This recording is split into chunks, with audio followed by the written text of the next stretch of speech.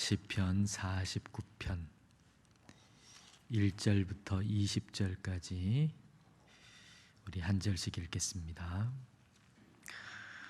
뭇 백성들아 이를 들으라. 세상의 거민들아 모두 귀를 기울이라. 내 입은 지혜를 말하겠고 내 마음은 명철을 작은 소리로 읊조리리로다.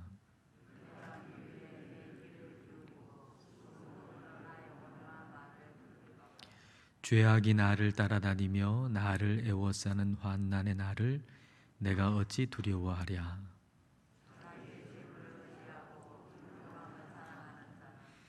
아무도 자기의 형제를 구원하지 못하며 그를 위한 속전을 하나님께 바치지도 못할 것은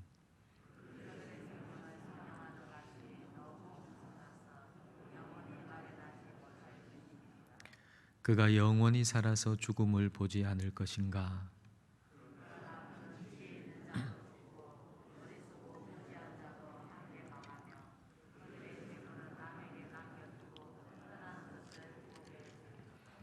그러나 그들의 속 생각에 그들의 집은 영원히 있고 그들의 거처는 대대에 이르리라 하여 그들의 토지를 자기 이름으로 부르도다.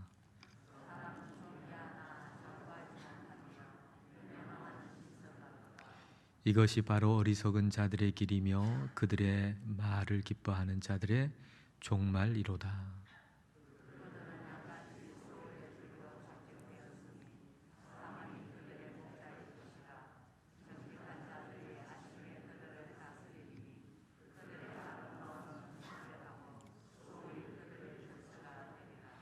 그러나 하나님은 나를 영접하시리니 이러므로 내 영혼을 수월의 권세에서 건져내시리로다.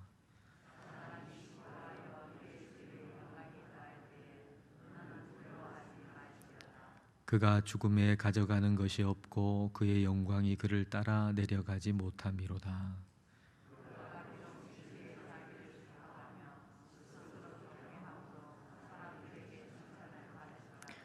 그들은 그들의 역대 조상들에게로 돌아가리니 영원히 빛을 보지 못하리로다. 존귀하나 깨닫지 못하는 사람은 멸망하는 짐승 같도다. 아멘. 오늘 시편 49편의 시인은 자신이 굉장히 중요한 모두가 들을 중요한 이야기를 하니까 귀를 기울여 달라라고 하는 말로 이제 오늘 시편을 시작하는데요. 1절부터 4절을 한번 보겠습니다.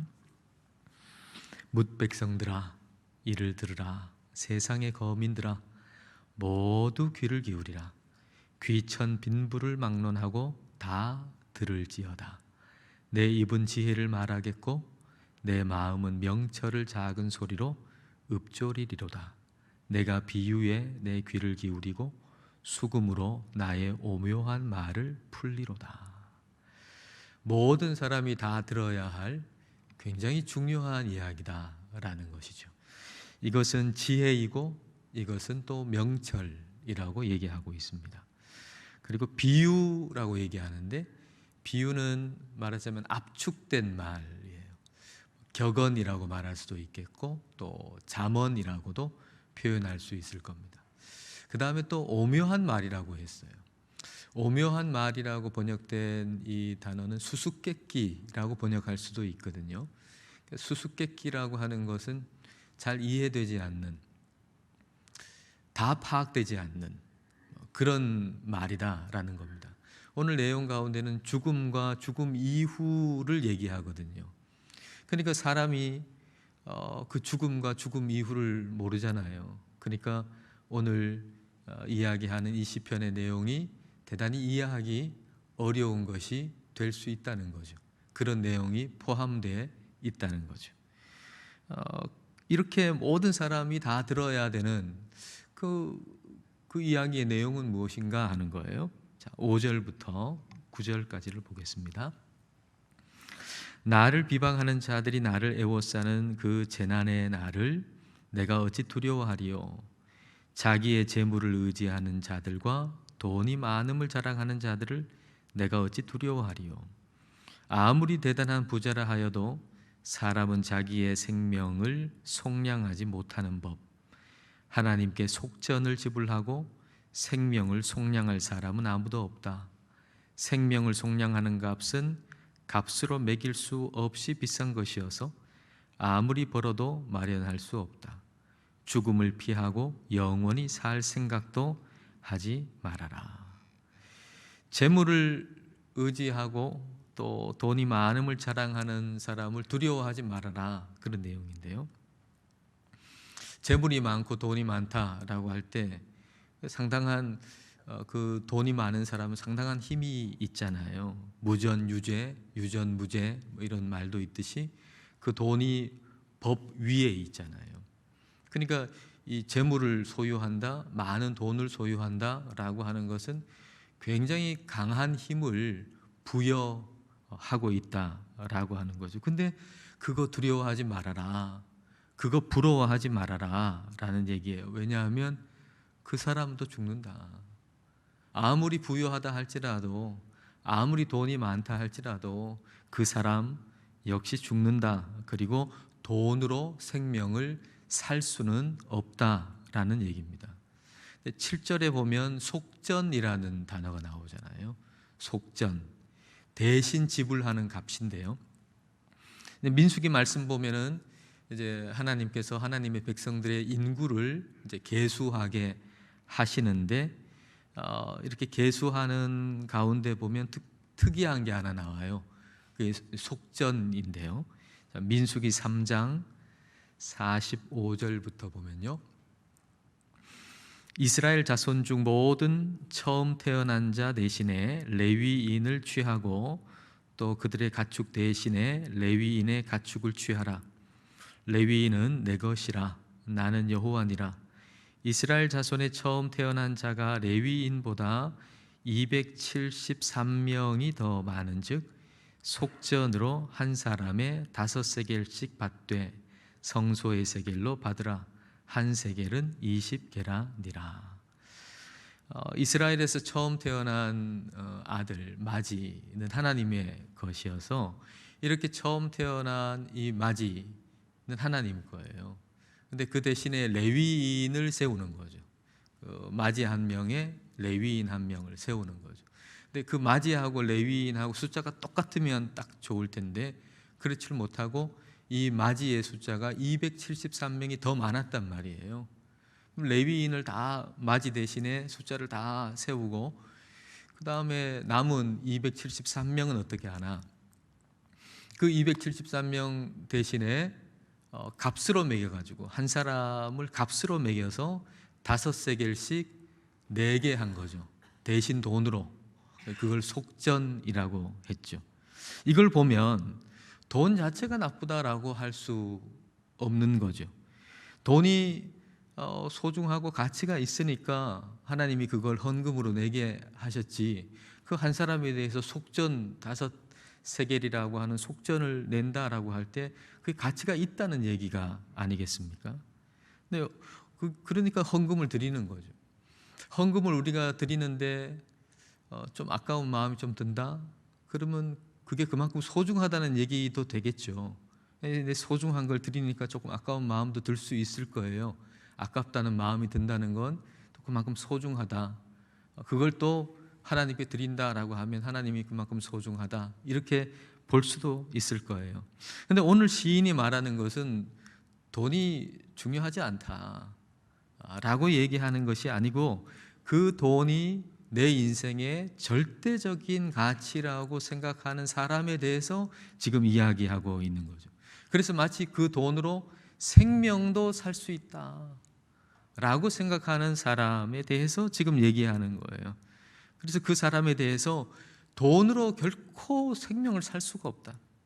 아무리 돈이 많은 사람도 죽는다. 이 죽는다는 사실을 기억해야 된다라고 말씀하는 거죠. 부자도 죽죠. 가난한 사람도 죽죠. 모든 사람이 다 죽어요. 죽음이 모든 사람을 그냥 똑같이 만들어 버리는 것처럼 보이죠. 자, 10절에 보면 이렇게 말씀하시죠. 누구나 볼 수 있다. 지혜 있는 사람도 죽고 어리석은 자나 우둔한 자도 모두 다 죽는 것을 평생 모은 재산마저 남에게 모두 주고 떠나가지 않는가. 모든 사람이 다 죽는다. 모든 사람이 다 죽어요. 이 사실을 모르는 사람은 아무도 없어요. 우리는 다 알죠. 우리가 죽는다. 내가 죽는다. 모든 사람이 다 죽는다 라고 하는 사실을 알아요. 근데 이 사실을 깊이 생각하지 않기 때문에 이 사실로 인해서 내가 좋은 영향력을 받을 수 있는데, 내가 죽는다라고 하는 사실로 인해서 내가 좋은 영향력을 받을 수 있는데 그걸 다 놓친다는 거죠. 좋은 방향으로 영향을 끼치지 못한다는 거예요. 내가 죽는다는 사실, 그 사실이. 그래서 죽음을 깊이 생각하지 않는 사람은 결국 삶이 얄팍할 수밖에 없다는 것이고 어리석을 수밖에 없다는 거예요. 11절과 12절입니다. 그러나 그들의 속 생각에 그들의 집은 영원히 있고 그들의 거처는 대대에 이르리라 하여 그들의 토지를 자기 이름으로 부르도다. 사람은 존귀하나 장구하지 못하며 멸망하는 짐승 같도다. 토지를 자기 이름으로 부른다. 이게 뭐겠어요? 토지를 사가지고 등기한다는 거죠. 여러분의 이름으로 된 등기, 여러분의 이름 등기로 된 건물 있으시죠? 그렇게 한다는 거예요. 그러면서 야, 나는 이제 저건 영구해, 이제 내 거야, 이런 마음을 가진다는 거예요. 영원히 내가 그 부유함 속에서 살아갈 수 있을 거다 이렇게 생각하는데 결국에는 죽는다는 거, 이걸 깨닫지 못하면, 내가 죽는다라고 하는 사실을 깨닫지 못하면, 죽음에 대한 깨달음이 없으면 멸망하는 짐승과 무엇이 다르겠는가? 멸망하는 짐승과 무엇이 다르겠는가? 이것에 대해서 오늘날 우리는 더욱더 정신을 차려야 될 겁니다. 왜냐하면 오늘의 이 시대는 그 부의 가치에 대해서 아주 지나치게 강조하는 시대가 됐고, 또 부의 그 가치에 대해 많이 의지하는 시대가 되었기 때문이죠. 이 세상의 문화가 주는 메시지가 다 그런 거잖아요. 우리가 뭐 휴대폰을 보든지 뭐 광고를 보든지 텔레비전을 보든지 이 세상 뭐 사람들하고 얘기하든지 어디서나 주는 메시지가 뭐냐 하면 돈의 힘이죠. 돈은 힘이 있다. 돈 있으면 다 된다. 이 메시지가 사방에서 들려오기 때문에 우리가 주의를 기울여야 됩니다.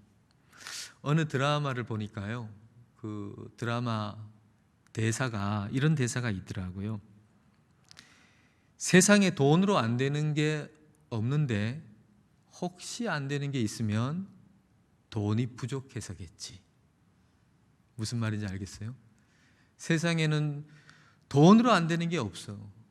근데 혹시 안 되는 게 있다면, 혹시 돈으로 안 되는 게 있다면 그건 돈이 부족해서 그래. 그게 무슨 말이에요? 결국은 돈이면 다 된다는 거 아니에요. 지금 안 되는 거 있으면 돈이 지금 부족해서 안 되는 거지. 돈이 더 많으면 다 되지. 돈이면 다 돼. 그 드라마의 대사를 이렇게 들으면서 야, 오늘 이 시대가 말하는 핵심 메시지가 이거 아니겠는가라는 생각이 들었어요. 그리고 우리의 문화는 끊임없이 그걸 계속해서 반복해서 이야기해줘서 사람의 머리를 완전히 세뇌시켜버리는 그런 지경에까지 오늘 왔다라는 생각이 들어요. 그래서 깨닫지를 못하는 거죠. 내가 죽는다라고 하는 걸 깨닫지 못해요. 도처에 죽음의 메시지들이 있는데 그걸 깨닫지 못하는 거예요. 죽음의 메시지를 들으면서도 깨닫지 못하는 거예요. 출애굽기의 10가지 재앙을 한번 이런 관점에서 생각해 볼 수가 있을 것 같은데요. 이스라엘 백성들이 애굽에 종살이 했잖아요. 그럼 그 당시에 애굽의 종이라고 하는 것은 어떤 소유의 개념이죠. 어떤 사람이라는 것보다는 소유의 개념이죠. 그러면 그 종을 통해서 그 애굽 사람들이 누리던 건 뭘까요? 종을 통해서 애굽 사람들이 누리던 것은 오늘날 우리들이 전기나 자동차나 물질들로 돈으로 편하게 누리는 것과 똑같은 거죠. 우리가 돈으로 전기, 자동차 이런 것들 있으면 얼마나 편리합니까? 멀리 가더라도 차로 이동할 수 있고 무거운 것도 차에 실어가지고 편하게 옮길 수 있죠. 고층 아파트 20층에 살고 있다 하더라도 엘리베이터로 싹 올라가면 편하잖아요. 근데 그런 전기가 없다고 생각해 봐요. 자동차가 없다고 생각해 봐요. 얼마나 불편하겠어요. 20층 아파트까지 계속 매일매일 오르락 내리락 한다. 여러분 견딜 수 있겠습니까? 빨리 엘리베이터 고치라고 야단 나겠죠. 근데 그 엘리베이터의 역할, 자동차의 역할을 애굽에서는 이스라엘 백성들 종들이 다 했단 말이에요. 근데 그 종들을 풀어줘라 그러니까 그 얼마나 힘든 일이겠어요. 우리로 말하자면 엘리베이터 없이 살아라, 전기 없이 살아라, 자동차 없이 살아라, 돈 없이 살아라, 이런 얘기인데, 그러니까 그들에게 있는 어떤 소유를 다 없애버려라 라는 얘기니까 그건 쉬운 일이 결코 아닌 것이죠. 그들에게 주어진 재앙이, 그래서 재앙이 주어지는데 그 재앙은 결국 뭔가요? 죽음의 사인들이잖아요. 죽음의 사인들, 물이 피가 된다든지, 가축이 죽는다든지, 이런 결국은 내가 죽는다, 우리가 죽는다라고 하는 죽음의 사인들을 계속 주신 거잖아요. 근데 죽음의 사인들을 계속 주시는데도 깨달음이 없죠. 변화가 없죠. 근데 마지막에 장자가 죽으니까 그 죽음 앞에서는 돈도 필요 없고 재산도 필요 없고 이제 다 필요 없는 거예요. 정말 죽음 앞에 서니까, 죽으니까, 죽음의 사인 앞에서는 그냥 변화 없이 살다가 죽음이 앞에 탁 다가오니까 그때는 이제 돈도 필요 없어요. 물질도 필요 없어요. 그렇게 되는 거죠. 이게 어리석다는 거예요. 다른 게 어리석다는 게 아니라 이게 어리석다는 거예요. 죽음의 사인 앞에서 깨닫지 못한다는 게 어리석다는 거예요. 죽음의 사인 앞에서. 오늘 우리의 삶에 죽음의 사인이 얼마나 많습니까? 우리가 살아가는 모든 곳이 다 죽음의 사인들이 가득하잖아요. 우리의 육신의 크고 작은 질병, 죽음의 사인이잖아요. 곧 죽음은 아니지만 죽음의 사인이잖아요. 우리 삶의, 내 몸의 크고 작은 질병들, 결국 내가 죽는다라고 하는 걸 알려주는 죽음의 사인이죠. 그리고 들려오는 크고 작은 사건, 사고들 얼마나 많습니까? 쉼 없이 있잖아요. 길 가다가 죽고 어떻게 하다가 죽고, 이 사건, 사고들에 대한 소식들, 이게 죽음의 사인이거든요. 또 가까운 사람의 부고장, 이게 죽음의 사인이고요. 또 늘어나는 흰머리, 이거 죽음의 사인이고요. 죽음의 사인들이 얼마나 많아요. 근데 죽음의 사인을 받을 때 우리가 깨달아야 된다는 거예요. 죽음의 사인을 받을 때.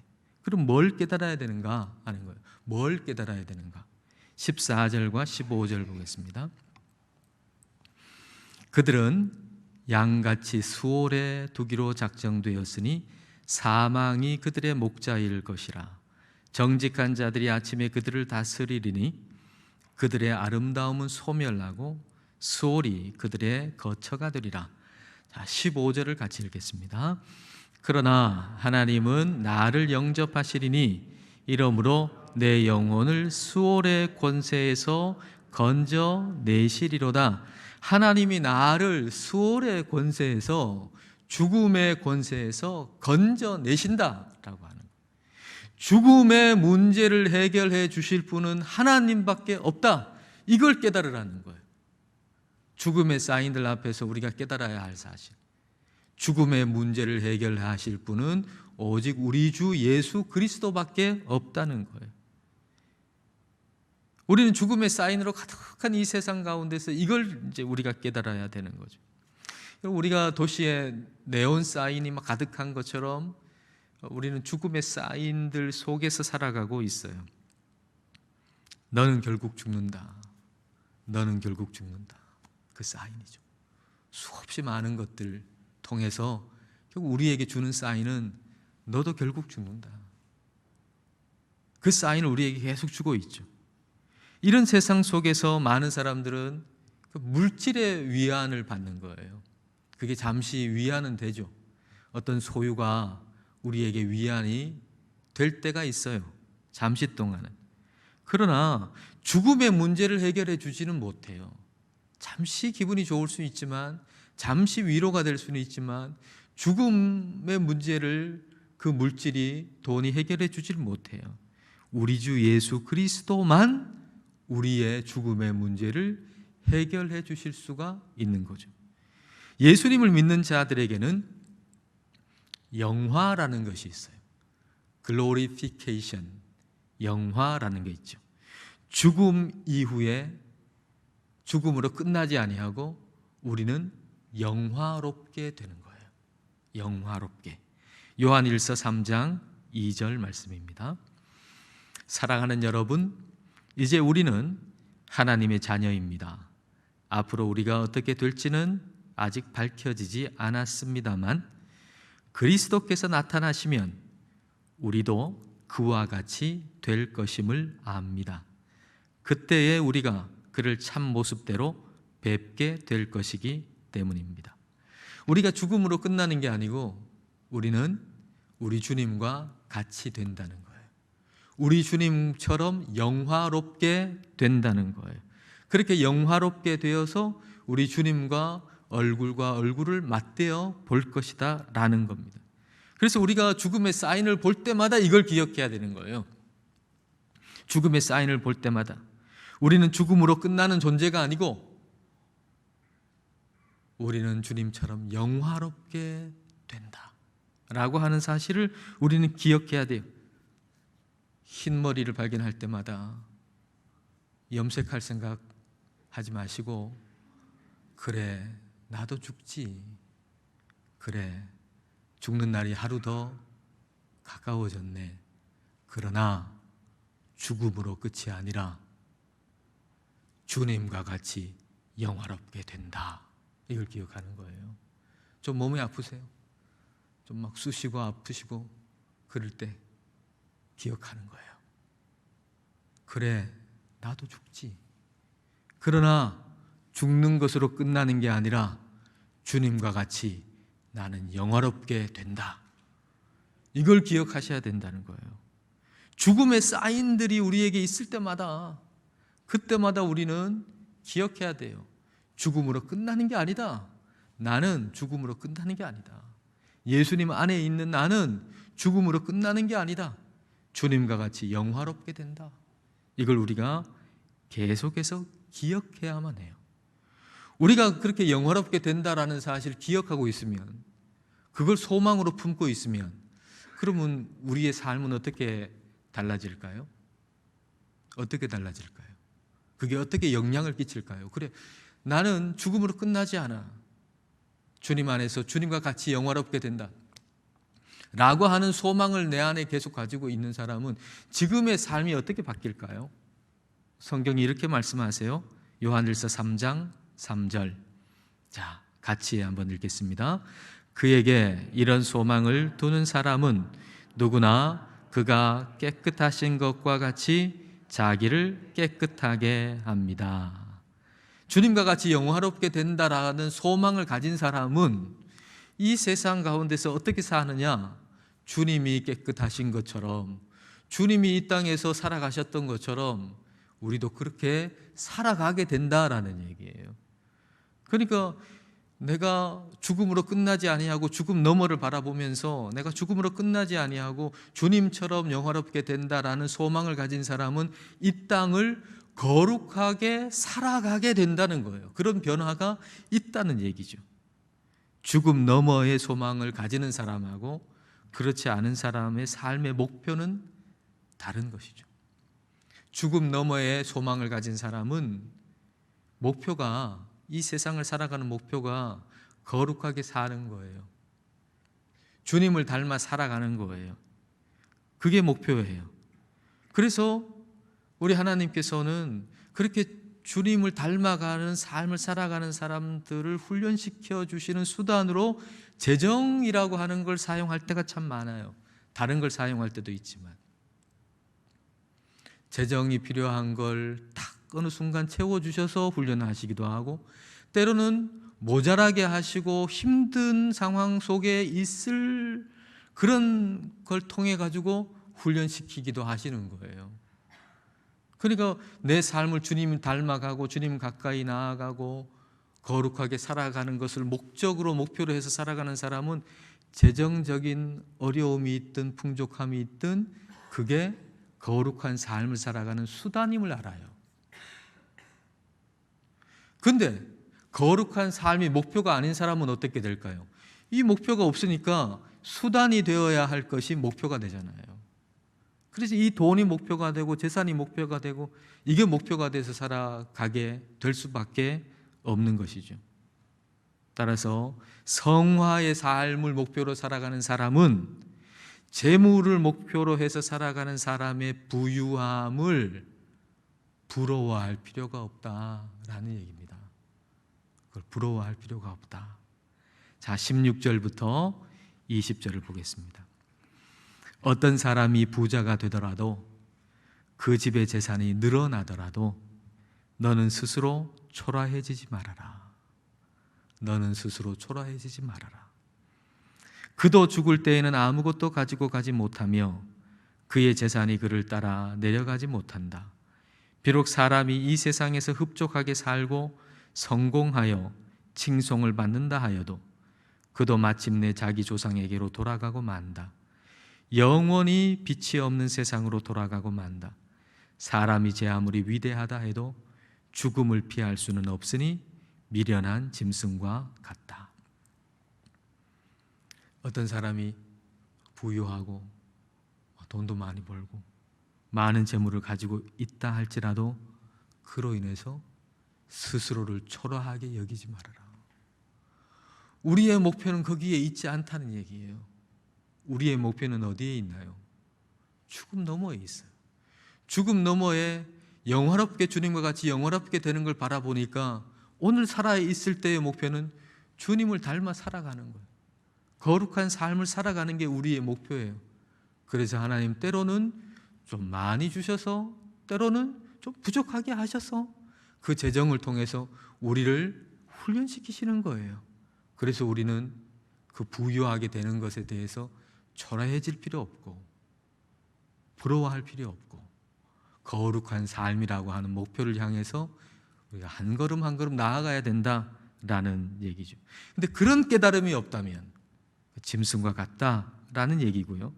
그래서 우리는 죽음의 사인들로 가득한 이 세상 가운데서 죽음 너머를 바라보고 그리고 이 세상 살아가는 동안에 주님 닮아가는 그 소망 가지고 살아가야만 되겠습니다. 그런 저와 여러분 되기를 축복합니다.